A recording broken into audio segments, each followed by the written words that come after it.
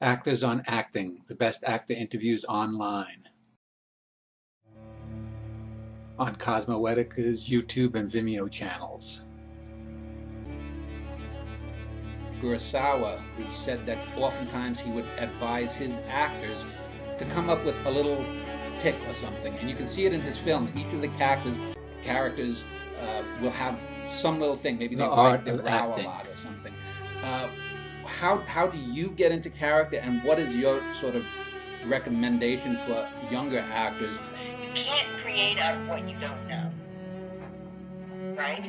Until you are conversant with yourself, until you understand how you would react in given circumstances, until you can use your imagination, like what would it be like to find a dead body on the floor of your kitchen? What would it be like to be beaten up in an alley? What would it be like to have $2 million?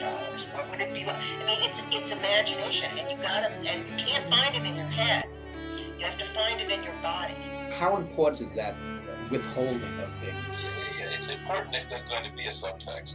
Daytime, you can see somebody phoning in a performance because they've done it 400 times already. We know that's very tough because we know that these mediums are about homogenizing. Right? All of them. The craft of Let's acting. do more of what made money yesterday. Let's not talk about, not only level 2, or certainly not level 3. You know, just give me more level 1. There is a big difference between a really good commercial, well, commercials in general, and really good actors, directors. And actors' realities. A commercial director has a very tight window in which to get his message through. And it's probably, if it's a 30-second commercial, he has 20-something seconds to get that message through. So the director knows almost exactly what he wants. Like you see a box, right? We're all looking at things on screens, and even on stage it's a box, right? So somebody walks out on stage. Where were they right before they walked out on stage? And where were they? Where did they come from? Yeah. That's Stoking the demiurge. Before I enter the frame, before I go on camera, I do the work to make me a complete person before I go on camera. Whatever that reads, whether it reads or not, none of that is my business. My only business is to create a real, breathing human being. There was a more serious tone to it. With Rob Reiner and Gloria, it was funnier with them. I don't think it was as funny with Honest than revelations. the other guy. Yeah. I mean, if you saw it, I mean, Norman Lear was brilliant. You know, he knows, and he was wonderful. 84, and at that era, every show that had a male and female co-lead was trying to do the Sam and Diane Cheers thing with sexual tension. Was there that kind of interplay between the characters of Hunter and Dee Dee? Memories and anecdotes. That was really kept at arm's length. It was a, as you put it, was it 1-hour drama, crime drama. And we did shoot in LA. In those first couple of years, it was really, gritty, tough. The thread that wove through experiences we had as the characters on each episode that kept a different flow that made people want to watch. So I did the thing, and the crew was laughing at some scenes pretty hard. And they have to shut up because we're shooting. And I had dinner with Kathleen Turner about 2 or 3 nights later, and she said, "Do you think that scene's still going to be in the picture?" I said, "Well, yeah, the crew was laughing." She said, "That's what I mean." I said, "What do you mean?" Inside stories of the When business. the crew laughs, they're too inside. It's not stuff that a regular audience is going to find funny. I just think that's going to be cut. That freaked me out. Went to the screening. I was invited to go to wherever studio it was. And Carl comes out and he says, "So I had to cut some of you." And he looked straight at me. And I said to my wife at the time, I said, "He looked just straight at me about being cut out of this." Afterward, Carl came over to me and said, aside from John Astin, maybe the nicest man I've ever met in show business or anywhere else, he said, I'm so sorry. I had to cut it. I had to cut for plot. And so some of the fun stuff had to go. I did know at that point that a filmmaker's job is to create the illusion of continuous action, which is sacrifice for plot. Plot is number one, even in a comedy, which I thought was kind of ridiculous because the Marx Brothers doesn't work that way. Do a role like that. There's nothing like that because all those things, those are stories. Those are things that happen. They happen to people. The will and drive of an Choices. actor.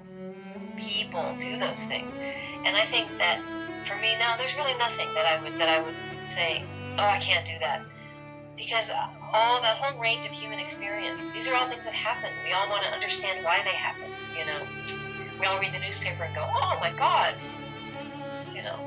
And theater is a way of exploring that. In America, a woman is always dependent on a man. It's about, can she reproduce or find a man, whereas European or other cinemas will focus on the woman as a person, as a being. And as I said to Michelle Green, in America, women are vaginas with accoutrements. That's very funny. Taking on Hollywood's flaws. Drama. Yeah. He's the representative of the human race. He's from Hamlet and Richard III. Male roles. It's a wider problem, and I don't know if Europeans deserve all the credit that you give them. But This, to me, is a problem with SAG. That's all part of the southeastern Miami SAG brand. Actors drive hundreds of miles each way. The cruel realities of the business. They don't get compensated. Hell, they don't even get the mileage allowance. They just do it because that's the way this region, quote unquote, is. And I just think that's bizarre. Really terrific people. And when I worked for them, they paid me well. They also gave me a travel allowance as well as per diem. And I would rent a car. I'd, spend a couple of $100 on the car and end up a few hundred left over on the travel allowance. And, I'd have my per diem. I was like, this is like found money and I can contentedly sit there for 7 hours, stop however many times I need to, and get there on my own time. But I think that, especially with Florida as it is, where they don't have the production incentives that they had, and 3 years ago, the funding dried up. The state legislature has not seen fit to reactivate or refund those incentives. And without those incentives, there's not going to be work of any consequence in Florida. I think it's incredibly important. Our role in society, this medium is huge, and every children An actor's role in they're society. the ones that are most influenced by this young children. They watch these movies and they watch the stories and they're influenced. That's why superhero, a girl who's punk, yes. A girl who goes around killing people gratuitously, no. I'm sorry, I'm very black and white on this. I think all this violence in movies is exacerbating our problems in many ways. So I get frustrated with a lot of the films that show a lot of unnecessary violence and horrific things. But I also understand that some big films, we just want to see a blockbuster and just eat popcorn and just get everything, it's nonsensical, it's fun, it's silly, it's funny, it's ridiculous, it would never happen in real life, but you're just like, oh. So I think we need some of that lightness. But I definitely lust for films that have depth and soul. As an audience viewer, I go to a lot of foreign films. I see a lot of foreign films. So that's kind of my passion. And also English films, they're wonderful. Maggie Smith's films, and Judi Dench roles, and Kate Blanchett, they always put so much depth and heart. And I'm going, I wish we did more films like that.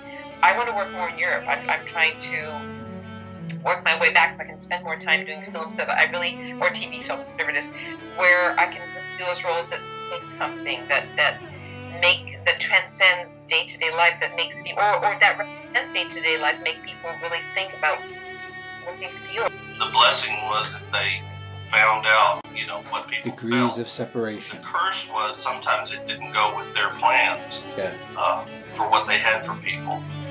And strangely enough, the 9/11 and the paranoia that came with that, and correct paranoia, but when they started scanning the mail and not reading it anymore, when it became an issue that it might be some kind of terroristic threat or whatever, that's when snail mail became obsolete. Yeah. And so they don't get that anymore. Yeah. I mean, I'm sure people still write fan letters, but it's a rare day that it would actually be dumped on the front door of a studio for them to say, here's a sack of Actors mail. on acting. That's an And interesting nobody point. writes anymore, you know. Yeah.